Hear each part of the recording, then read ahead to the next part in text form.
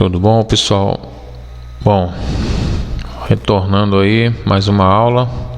Semana passada eu falei aí das forças variáveis e das forças constantes aí que atua no impulso. Então hoje, na aula de hoje, a gente vai falar sobre o teorema do impulso e a conservação da quantidade de movimento. Bom, relembrando aqui o que eu falei, que o teorema do impulso, eu provei lá na semana passada, na aula passada, através da segunda lei de Newton. Então hoje a gente vai ver aqui só um resumo do que foi dito, tá ok? Então, o impulso resultante, que a gente já aprendeu a calcular, ele vai ser a força resultante vezes o intervalo de tempo. Aí você sabe que a força resultante é quem? A massa vezes a aceleração vezes o intervalo de tempo que eu coloquei aqui. Bom, usando a equação lá da cinemática, V igual a V0 mais A vezes o tempo, nesse caso é o intervalo de tempo. Se eu isolar o A, eu vou ter V menos V0 sobre ΔT. Aí eu vou substituir a aceleração lá, tá ok? Então o impulso resultante vai ser a massa que multiplica quem? A aceleração, que é V menos V0 sobre ΔT vezes esse ΔT aqui da fórmula lá do impulso. Como o intervalo de tempo é o mesmo, então eu vou simplificar aqui. Então, aplicando aí a distributiva, eu vou ter massa vezes velocidade final e massa vezes velocidade inicial. Alguma coisa final menos inicial é o que variou, a gente chama de delta, né?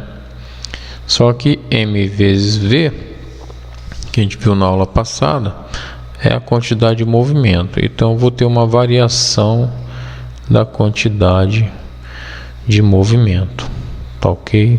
Isso daí em módulo. Então essa fórmula aqui a gente chama de teorema do impulso, tá ok? Teorema do impulso.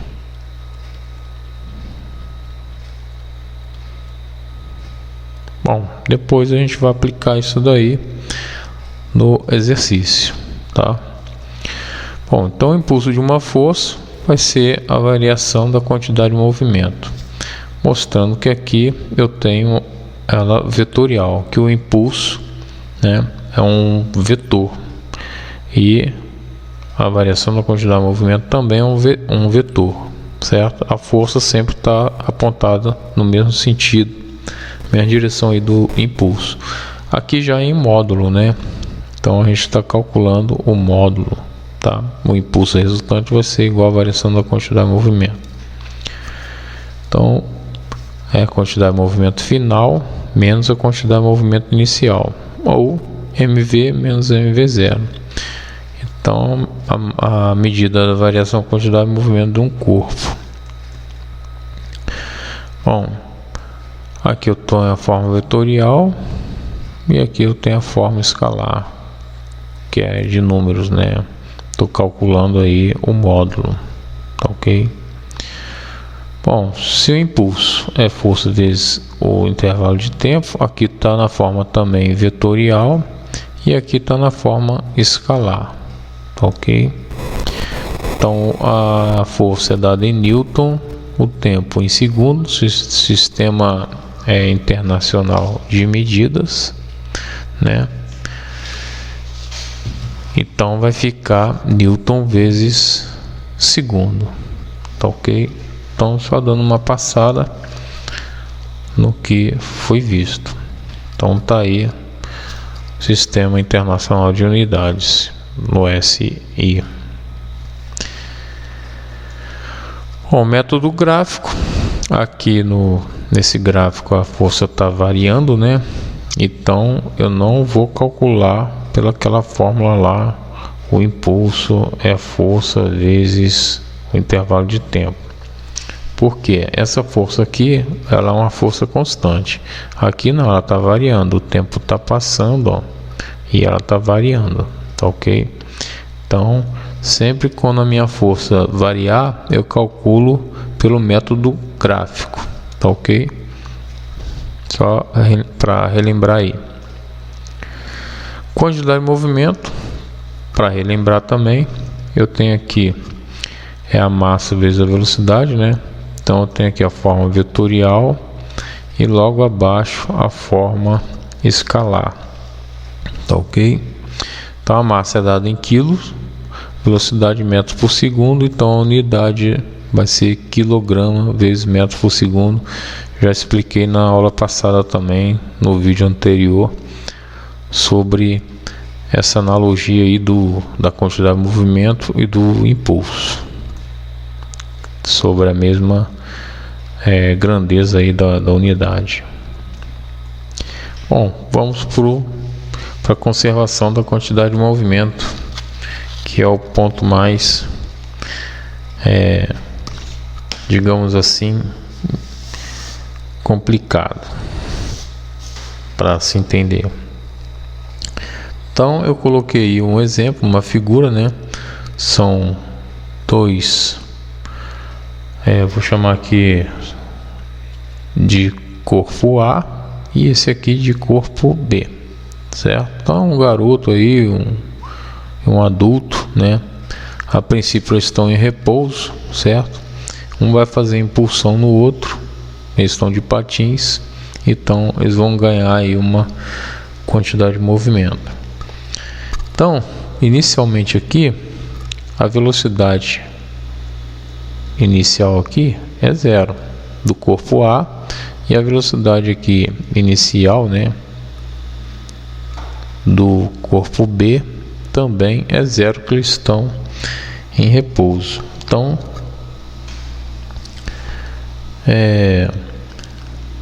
o corpo A vai fazer uma força nesse adulto, digamos assim, né, esse jovem, no corpo B, e o corpo B vai fazer uma força, tá, a mesma força no corpo A, tá ok? Então a força que A faz no B é a mesma força que o B faz no A, independente aí de suas massas. Então isso daqui a gente chama de terceira lei de Newton, né?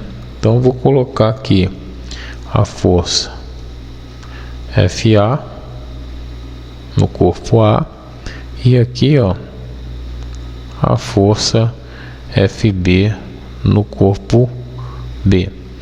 Então isso daqui é antes do movimento, ok? E aqui vai ser depois do movimento. Tá? Então essas forças têm o mesmo módulo, mesma direção e sentidos contrários, tá? A gente está falando aqui da terceira lei de Newton. FA vai ser igual a menos FB. Isso aqui não é novidade, né? Que é a terceira lei de Newton. Só que agora eu quero que vocês entendam o seguinte: existe ali um intervalo de tempo de interação entre essas duas pessoas quando um empurra o outro, ok? Depois que elas perderem contato uma com a outra, vocês vão concordar comigo que essas forças deixam de existir, né? Afinal de contas, não poderão fazer uma força de ação e reação à distância, tá? No segundo caso aqui, ok? Então a pessoa A vai fazer uma força na B e a B uma força aqui na A, tá? Essa é a ideia. Então essas duas forças vão atuar respectivamente em cada pessoa durante um certo intervalo de tempo, que é o tempo de interação aí entre elas, tá? Então nós podemos falar aí que nesse contexto haverá um impulso, ou seja, a força FB vai gerar na pessoa B um impulso que eu vou chamar aqui de B. Impulso B. Tá ok? Já a força FA, aqui no caso, que o B está fazendo em A, vai gerar vai gerar na pessoa A um impulso que eu vou chamar de A, certo? Então tá aqui, ó, vai gerar um impulso que eu vou chamar de A e A, tá ok? Então a força sendo aplicada no intervalo de tempo, ela gera um impulso em cada corpo, tá ok? Bom, qual seria a situação final aqui desse esquema? A situação final seria o seguinte, né? Esse corpo A teria uma velocidade VA, certo? Para a esquerda, nesse caso aqui. E esse corpo B teria uma velocidade VB para a direita. Tá ok? O que a gente precisa saber é o seguinte. Note que a pessoa A, inicialmente, a velocidade dela é o que? 0. Então foi aplicada nela uma força. Essa força, durante um certo intervalo de tempo, gerou um impulso, né? Essa força aplicada aqui em determinado intervalo de tempo gerou um impulso. E esse impulso fez ela ganhar uma velocidade para a esquerda. Tá aqui. Tá ok? Faz sentido isso? Lógico que faz, porque estamos vendo o que? A aplicação do que a gente viu anteriormente aí, que é o teorema do impulso, né? O impulso resultante vai ser o que? A variação da quantidade de movimento, tá ok? Então, a velocidade inicial era 0, né? O B fez uma força em A, que gerou aqui FA, e essa força FA vai gerar no corpo B um impulso que eu chamei de IA. Mesma coisa que no corpo B, né? Vai ser aplicada em B uma força FB, né? Durante uma interação aqui no mesmo intervalo de tempo que eu vou colocar aqui, tá? Vai gerar um impulso aqui IB, tá ok? Essa é a ideia. Então isso faz sentido, porque lógico que estamos vendo aí a aplicação do teorema do impulso, que o impulso gera nessa questão aí, ele gera quantidade, a variação da quantidade de movimento. Então tá aqui, ó, o impulso resultante, ele vai gerar a variação da quantidade de movimento, nesse caso aqui em cada corpo, tá ok? Então a quantidade de movimento inicial, ela vai ser 0. Então vou colocar aqui, ó, quantidade de movimento inicial aqui, ela vai ser 0 para os dois cofres que eles estão aqui em repouso, tá ok? E a final, tá? Quantidade de movimento final para o corpo A vai ser quem? MAVA, né? E para o corpo B, nesse caso aí, vai ser MBVB, tá ok? Por que variou? Por que existe Por que houve a variação da quantidade de movimento? Porque existe o que? O impulso, tá? Essa é a ideia. Então ambas as pessoas aí sofreram uma variação da quantidade de movimento devido ao impulso que cada corpo aqui recebeu. Vocês devem estar perguntando assim, pô, mas o nome da aula não é conservação da quantidade de movimento? Onde tem conservação da quantidade de movimento? Onde que vai ter aí a conservação da quantidade de movimento, né? Sendo que você está falando aí que a quantidade de movimento variou, não tem conservação nenhuma. Então aqui vai estar o ponto principal aí dessa aula, tá ok? Então, no próximo slide eu vou falar aí do sistema isolado. Aí eu vou voltar aqui nesse slide ainda, tá ok? Então eu vou falar do sistema isolado aqui. Esse termo aqui é muito importante, né? Falar aqui, vou ver se dá para falar nesse slide daqui. Eu deixei mais um em branco ali, Então vou colocar aqui, ó, sistema isolado.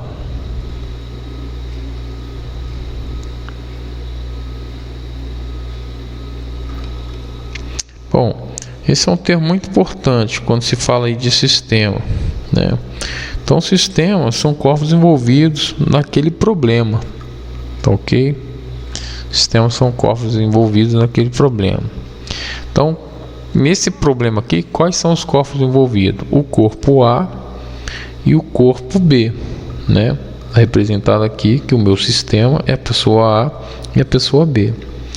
Então, vamos ver quais as forças que estão atuando aí nesse sistema, além das forças FA e FB, tá ok? Então, além dessas forças que está atuando, FA e FB, a gente tem aqui, ó, a força peso, né? Que eu vou colocar aqui PB.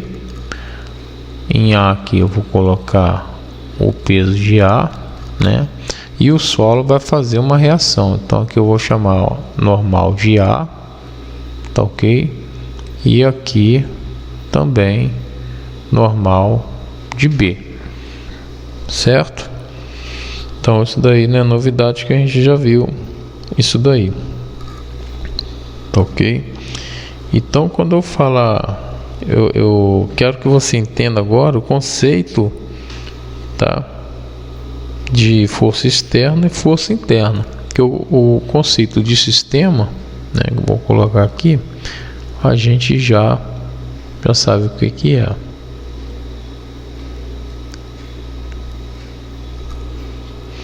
Então tá aí, quando eu falo de sistema, né, eu estou falando do que são corpos envolvidos naquele problema.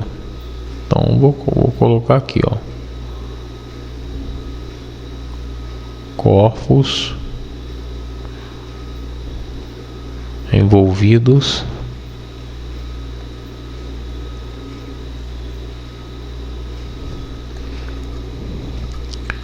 no problema.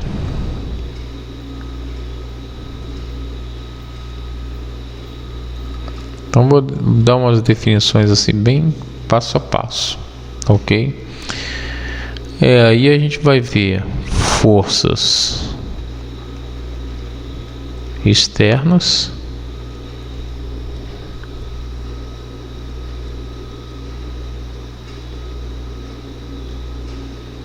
e forças,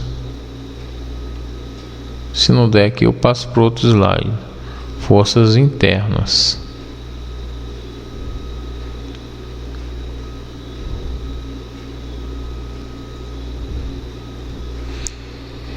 Bom, o que são forças externas? São forças que atuam no sistema, mas que são feitas por corpos fora do sistema, tá ok? Pode até pegar o caderno aí depois e anotar essa definição que eu falei aí, porque aqui vai ficar complicado de ficar escrevendo, né? Senão o vídeo fica muito longo. Então, forças externas são aquelas forças que atuam no sistema, mas que são feitas por corpos fora do sistema. Aí vou dar exemplo. E as forças internas são forças que atuam no sistema e que são feitas por corpos do próprio sistema, tá ok? Então vamos aos exemplos aí. Quem faz, por exemplo, quem faz o peso de A? Quem que faz aqui o peso de A? É o corpo A? Não. A gente já aprendeu aí que a Terra que é responsável pelo peso de A, né? A gravidade, que ela puxa os corpos para o centro de gravidade dela. Então a Terra faz parte do meu sistema? Não. Então meu sistema é a pessoa A e a pessoa B, como a gente já viu na definição. Então o peso é uma força que externa, tá ok? Então nesse caso aqui, ó, a força externa vai ser o peso de A, peso de B, tá ok? A normal de A, quem é responsável por fazer a normal de A? É o solo, né? A superfície, que eu tenho aqui ação e reação, certo?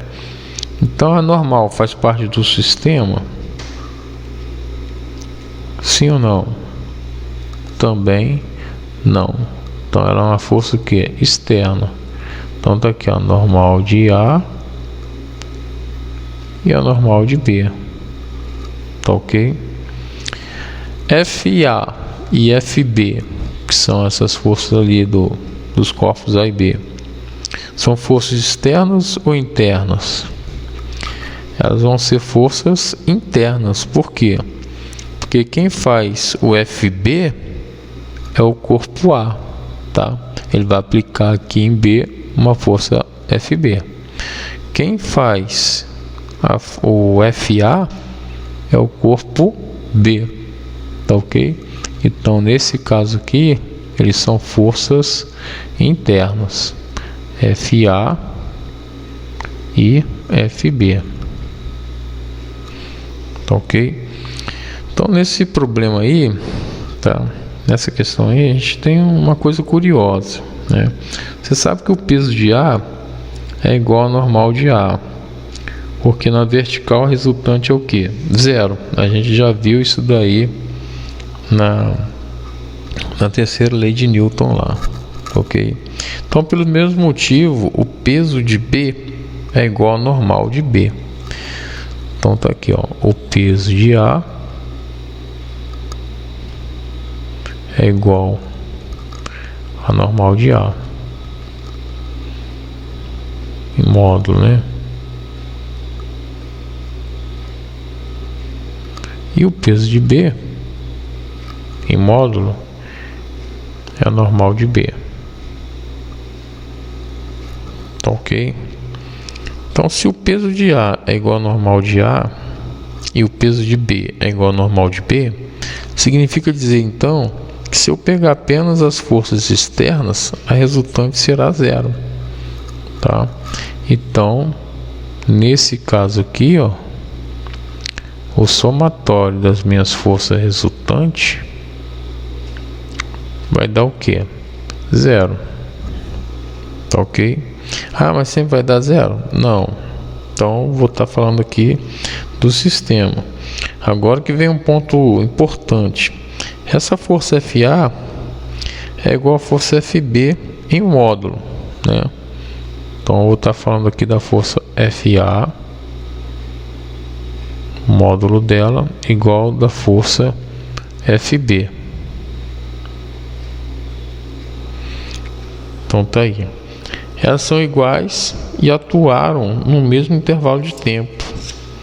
Se elas são iguais e atuaram no mesmo intervalo de tempo, então elas geram o mesmo impulso. Vocês concordam com isso aí? Então o impulso gerado pela força FA é o mesmo impulso gerado pela força FB. Então o impulso resultante do meu sistema vai dar quanto? Vou colocar aqui embaixo.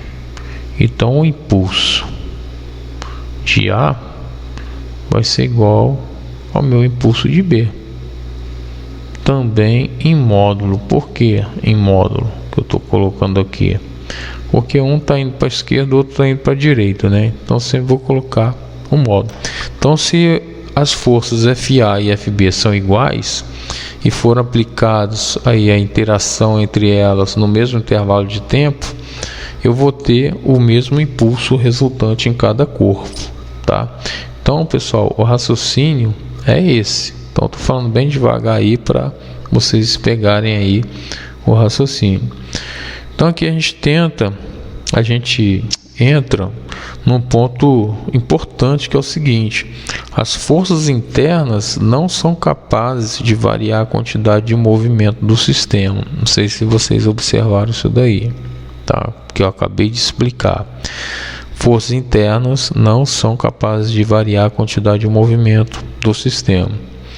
Então atenção, se você for fazer aí uma análise isolada, a força de A variou a quantidade de movimento do A? Sim. A força de B variou a quantidade de movimento do B? Também sim, a mesma resposta. mas a variação da quantidade de movimento que o A tem, o B também vai ter, certo? Por quê? Porque foram gerados pela mesma força e pelo mesmo intervalo de tempo, tá ok? Então, onde eu quero chegar? Apesar de existir variação da quantidade de movimento para a pessoa A e para a pessoa B, uma coisa eu vou te garantir: o tanto que um variou, o outro também vai variar no mesmo, em sentidos contrários, tá? Então, se FA aqui, ó, é igual a FB, eu vou ter o mesmo impulso resultante aqui, ó, IA e B, no mesmo intervalo de tempo. Então, apesar de existir a variação da quantidade de movimento, né, que aqui era 0 em A e agora ele está com VA, e aqui era 0 em B e agora ele está com VB, variou as quantidades de movimento? Sim. Então, apesar de existir essa variação da quantidade de movimento para a pessoa A e para a pessoa B, o tanto que um variou, o outro também variou em sentido contrário. Então, o que um ganha de quantidade de movimento para um lado, né, que um ganha aqui de quantidade de movimento para um lado, o outro ganha também. Apesar de serem grandezas vetoriais, a quantidade de movimento do sistema não mudou. Então, eu vou estar falando aqui o que? Do sistema, né?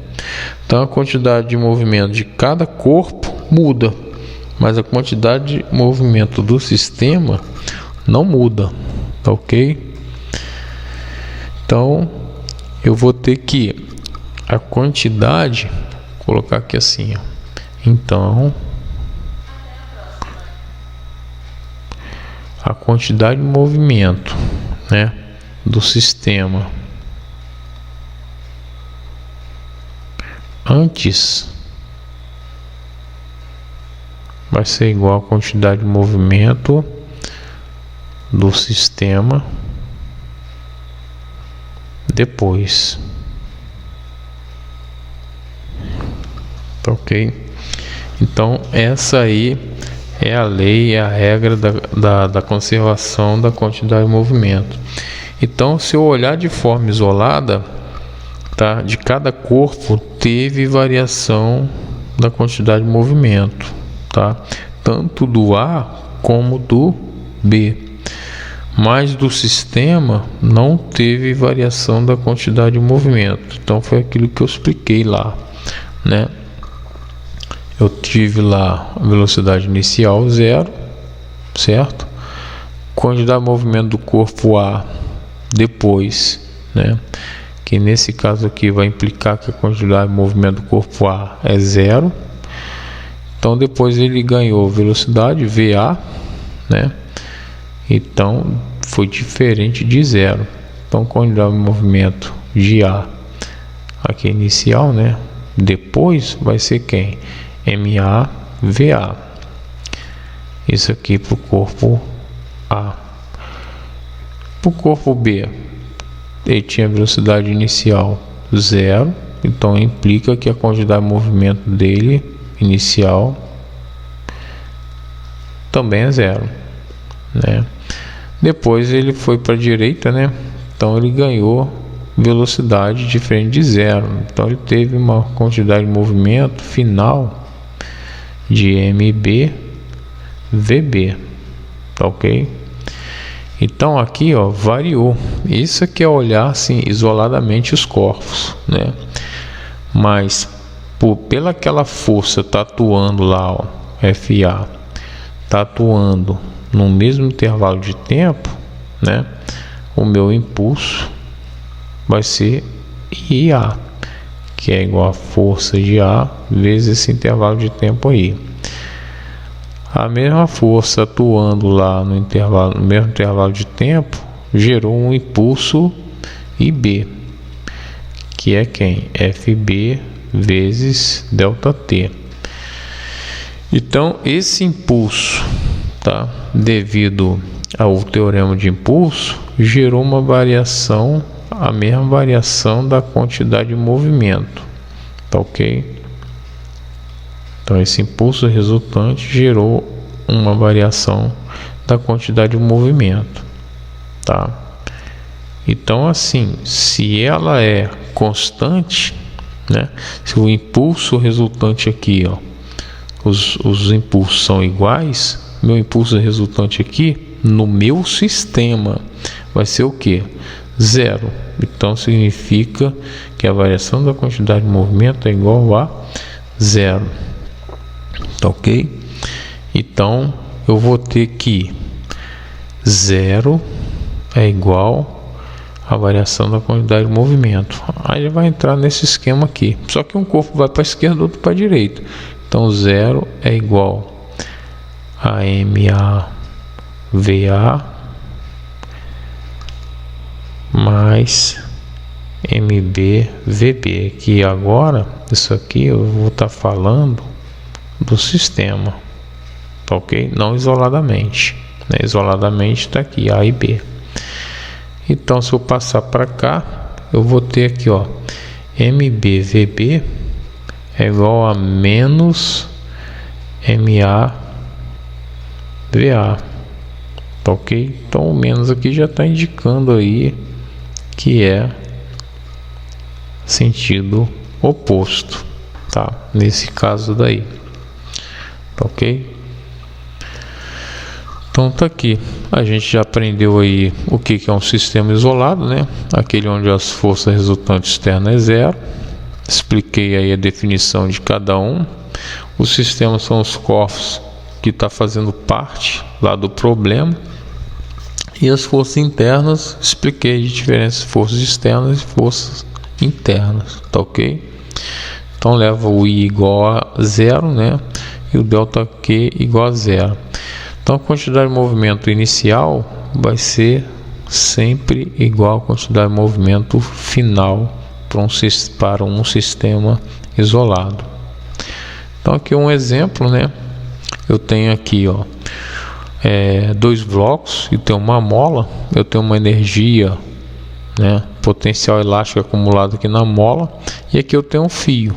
Então quando eu corto aqui esse fio com a tesoura, né, eu vou ter uma impulsão aqui, a mola vai empurrar, né, ela vai transformar essa energia potencial elástico em energia cinética para o corpo A e energia cinética para o corpo B, tá? E cada um vai ter esse movimento aí. Então vou ter uma quantidade de movimento para a esquerda, final aqui, e um para a direita, tá ok? Então, se meu sistema aí está isolado, o Q inicial é igual ao Q final. Então quem é o Q inicial? 0, porque estão em repouso, né? Então quantidade inicial aqui, ó, vai ser 0. Velocidade 0, né? Então depois eu vou ter, ó, MAVA mais MBVB. Então o sinal aqui é negativo, porque se você considerar aqui para a direita positivo, a convenção do sinal positivo, né, o VB vai ser positivo, né, e o VA está indo em sentido contrário ao VB, então ele vai ser o que? Negativo, tá ok? Então é por isso que eu convenciono o sinal aqui para a direita, tá ok? Então vamos lá, um exercício aqui como exemplo. Então a força de módulo 100 newtons é aplicada durante 0,01 segundo a uma bola de massa 500 gramas, e a velocidade inicial 10 metros por segundo. Determina a velocidade final da bola, sabendo que a força foi aplicada no mesmo sentido da velocidade da bola. Então aqui a gente já pode de cara, né, pegar aqui que o impulso resultante é igual à variação da quantidade de movimento. Então quem que é o impulso? A força vezes o intervalo de tempo. Quantidade de movimento, mv menos mv0. Então a força vale 100 newtons, né, vezes 0,01 segundo. A massa da bola Isso daqui eu posso transformar m que multiplica v menos v0, é a mesma coisa, né? Então vou colocar aqui, ó, 500 gramas. Para passar para aquilo, eu multiplico por 10 a menos 3, pronto, aí está aí em quilo, que multiplica a velocidade final que ele quer e a inicial 10. Então, pessoal, tem que trabalhar aqui no sistema internacional de unidades, né? Então, deixa eu apagar aqui que eu esqueci de colocar a unidade aqui em metros por segundo. Então tá aí, ó, 10 a 2 com 10 a menos 2, né? Então aqui vai dar o que? 1. Aqui vai dar 10 a 2, que é 500, vezes 10 a menos 3. Então vai dar 10 a menos 1. Então vai dar meio. Então tá aí. Sobrou quem? V menos 10. Certo? Então aqui vai dar 2 vezes 1 aqui 2, né? E aqui 1 vezes V vai dar V. 1 vezes 10 vai dar 10. Então aqui a velocidade, passo o 10 para o outro lado lá, vai dar 12 metros por segundo. Tá ok? Então apliquei aí o teorema do impulso.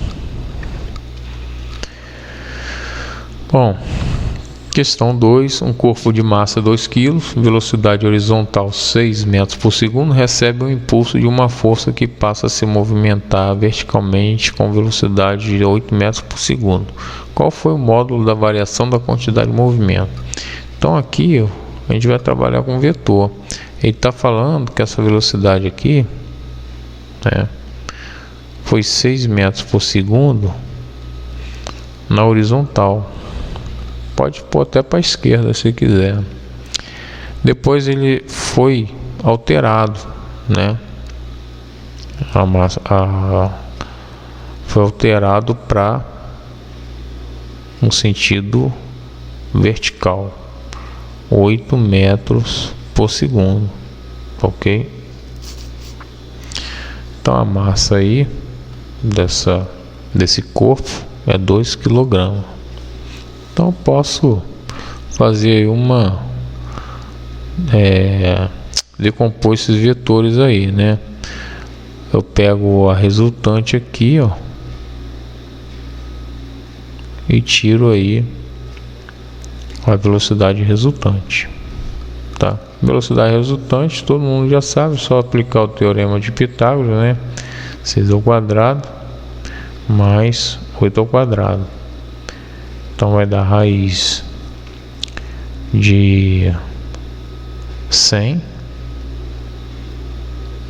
Então vai dar o que? 10 metros por segundo. Ele quer saber o módulo da variação da quantidade de movimento, né? Então, o módulo da variação da quantidade de movimento. A quantidade de movimento é a massa, que é 2 kg, vezes 10 metros por segundo, que é a resultante que eu tirei ali, ó. Então, o módulo da variação da quantidade de movimento vai ser o que? 20 quilos vezes metros por segundo. Então aqui eu tirei a velocidade resultante. Podia tirar aqui em relação à quantidade de movimento? Sim. Qual a quantidade de movimento quando ele está na horizontal? A quantidade de movimento é massa vezes velocidade. Então a massa é 2 quilos, né? 2 quilogramas vezes 6 metros por segundo, que daria 12. Aqui 8 quilos vezes 8 quilos não, 2 quilos, né? 2 quilos aqui vezes 8 metros por segundo. Então aqui eu teria a minha variação da quantidade de movimento de forma aí vetorial, só que ele quer o módulo, né? Que é o 8. Então daria o que? Aqui esse resultado 12 quilos vezes metros por segundo, e aqui daria 16 quilos vezes metros por segundo. Então você aplicaria aqui, ó, em relação à quantidade de movimento, a variação ao quadrado é igual a 12 ao quadrado, lembrando que tem que colocar a unidade aí, e aqui 16 ao quadrado. Então a variação à quantidade de movimento vai dar 144 mais 256, né? 16 ao quadrado.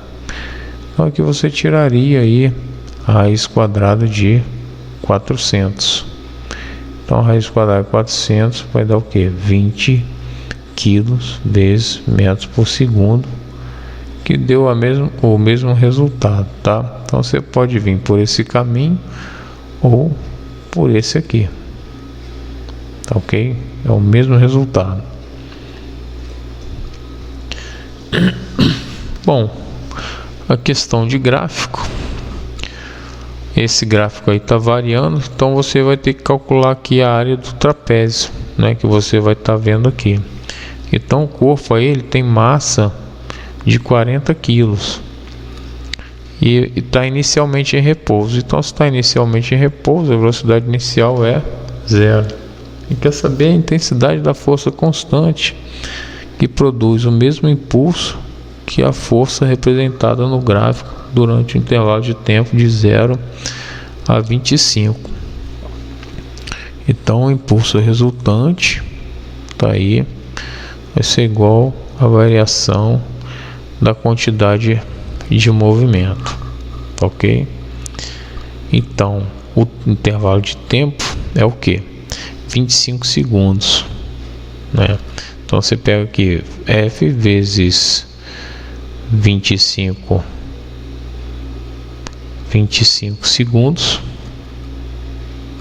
é igual a massa, que é 40 quilos, que multiplica quem? A velocidade final, velocidade final, né? Menos a velocidade inicial, que é 0. Tá ok? Então, ele está pedindo aqui a intensidade da força constante. Então, não é nem a velocidade, é o F. Deixa eu apagar aqui.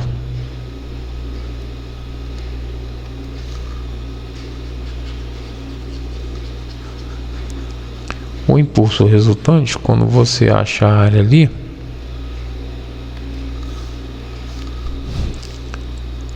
a área desse trapézio vai ser numericamente igual ao impulso resultante, né? Não vou nem mexer aqui com variação da quantidade de movimento, só se ele quisesse achar a velocidade lá. Então quem que é a área? A base menor, a área do trapézio, de 10 a 20 tem 10. A base maior, que é 25, todo mundo está vendo isso daí, e a altura aqui 30, certo? Então tirando a área aí, eu vou ter base maior mais a base menor mais a base maior sobre 2 vezes a altura, né? Que a altura é 30. Então aqui vai dar 35, 10 com 25, 35 vezes 15. Então 35 vezes 15 vai dar 25, 1, 2, 15, 17. E aqui 35. Então aqui vai dar 525 a área. Então tirando a área, eu vou ter um impulso resultante, que é o que? 525 Newton vezes segundo, tá? Como ele quer a força, né? Então a força vezes o intervalo de tempo lá, que é 25, impulso resultante é força vezes o tempo, é igual a 525. Então, dividindo aí 525 por 25, você vai ter 21 newtons. Tá ok? Então 21, só tirando a prova real aqui, 21 vezes 25, que vai dar 25, vai dar 50. Então tá lá, 525. Então vai dar a letra E aqui marcando. Se ele quisesse pedir a velocidade, né, aí você faria aqui, jogaria aqui depois nessa fórmula aqui, tá ok? Então o raciocínio foi esse daí. Bom, aí para encerrar, eu coloquei alguns exemplos aí, tá? Mesmo esquema lá do fio, né, amarrado, só que aqui é uma pessoa segurando. Então tem dois cofres aí, A e B, as massas dele, né? Então, quantidade de movimento, quando ele fala aqui que está sem atrito, né? Meu sistema está isolado de forças externas, né? Então, quando dá movimento antes está em repouso, vai ser 0. Quando dá movimento depois, cada um vai ter uma velocidade, né? Só que um para a esquerda, outro para a direita. Então aí vai estar o sinal, tá? De B ali, a velocidade de B vai estar negativa, porque ele considerou aqui positivo para direita, já que a velocidade aqui de A é positiva, tá? Então tanto faz, se você considerar para direita ou para esquerda, o sinal de 1 é que vai mudar.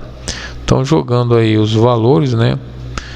MA é 5 kg, ele quer a velocidade adquirida pelo bloco A mais 7 kg do bloco B vezes a velocidade dele em sentido oposto. Então você vai achar aí 2,8 metros por segundo, tá ok?